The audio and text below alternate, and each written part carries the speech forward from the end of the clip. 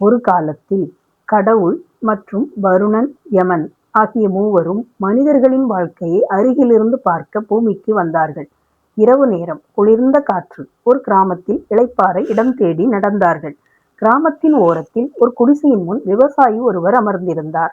அவரிடம் கடவுள் ஒரு பணிவுடன் கேட்டார், இரவில் இளைப்பாற எங்களுக்கு சிறிது இடம் தர முடியுமா?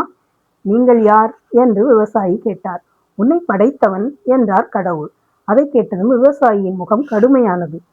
சிலருக்கு மட்டும் தேவைக்கு மேல் அள்ளி கொடுக்கும் நீ, பலருக்கு ஒரு ரொட்டி துண்டு கூட தராமல் வஞ்சிக்கிறாய்.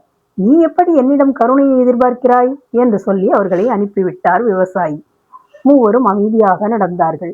அடுத்த ஒரு வீட்டு வாசலில் நின்று வருணன் தன்னை அறிமுகப்படுத்தி, இரவு தங்க இடம் தர முடியுமா என்று கேட்டார்.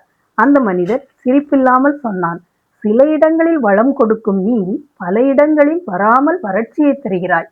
உன்னிடம் நான் ஏன் அன்பு காட்ட வேண்டும் என்று கூறிவிட்டார். மீண்டும் மறுப்பு. மனம் சோர்ந்தபடி மூவரும் அடுத்த வீட்டை நோக்கி சென்றார்கள்.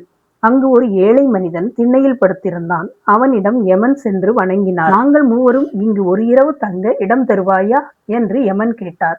அவனது கண்களில் பயம் இல்லை, மாறாக மரியாதை இருந்தது. மரணதேவனே, நீ ஏழை பணக்காரன் என்று பார்ப்பதில்லை. அனைவரையும் சமமாக நடத்தும் நீதிமான் நீ. உனக்கு இடம் இல்லை என்று நான் சொல்ல முடியுமா என்று கூறி அவர்களை வரவேற்றான். அப்போது யமன் சொன்னார், உண்மையான சமத்துவத்தை செயலில் காட்டுபவன் மரணமே. சாவு வராமல் இங்கே யாரும் சரித்திரம் படைக்க முடியாது. அதனால் ஒவ்வொரு கணத்தையும் முழுமையாக வாழ பழகு. நாளை பற்றிய கவலை நாளைக்கே. இன்று சந்தோஷமாக இருப்போம். அந்த இரவு அந்த வீடு ஞானத்தின் இல்லமாக மாறியது.